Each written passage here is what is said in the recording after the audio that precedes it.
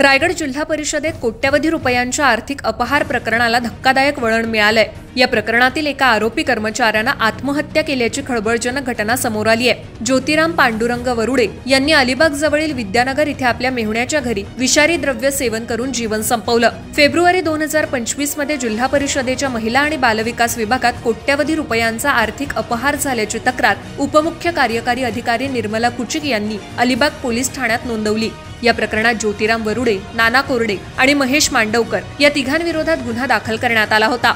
या चौकशी दरम्यान वरुडे यांच्यावर मानसिक तणाव वाढत असल्याची चर्चा सुरू होती। 20 ऑक्टोबर रोजी त्यांनी विद्यानगर इथे आपल्या मेहुण्याच्या घरी असताना विषारी कीटकनाशक प्राशन केलं। त्यानंतर त्यांना उलटी होऊ लागल्यानं नातेवाईकांनी तातडीनं अलिबाग जिल्हा शासकीय रुग्णालयात दाखल केलं। मात्र उपचार सुरू असतानाच दीपावलीच्या दिवशी सोमवारी 20 ऑक्टोबर रोजी सकाळी 6:30च्या सुमारास डॉक्टरांनी त्यांना मृत घोषित केलं। या घटनेबाबत वरुडे यांच्या पत्नी अश्विनी वरुडे यांनी अलिबाग पोलीस ठाण्यात फिर्याद दिली असून पोलिसांनी पुढील तपास केलाय। आत्महत्येचं नेमकं कारण आर्थिक अपहार प्रकरणातील ताण होता की इतर कोणतं वैयक्तिक कारण हे अद्याप स्पष्ट झालेलं नाहीये। या घटनेनंतर जिल्हा परिषदेत एकच खळबळ उडाली असून कर्मचारी वर्गात भीतीचं वातावरण पसरलंय। वरिष्ठ अधिकाऱ्यांपर्यंत संशयाची सुई फिरू लागल्याची चर्चा आता जोर धरू लागली आहे। दरम्यान या आत्महत्येनंतर अपहार प्रकरणाची पारदर्शक आणि सखोल चौकशी करण्याची मागणी राजकीय तसंच सामाजिक वर्तुळातून तीव्र होतीये। या प्रकरणाचा तपास पुढे कोणत्या दिशेने जातो याकडे संपूर्ण जिल्ह्याचं लक्ष लागलंय।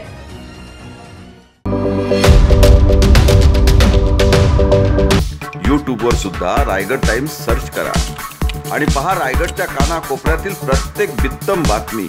आणि हो, लगेच सबस्क्राइब बटनवर क्लिक करायला विसरू नका। रायगड टाइम्स, आपलं चॅनल, आपला आवाज।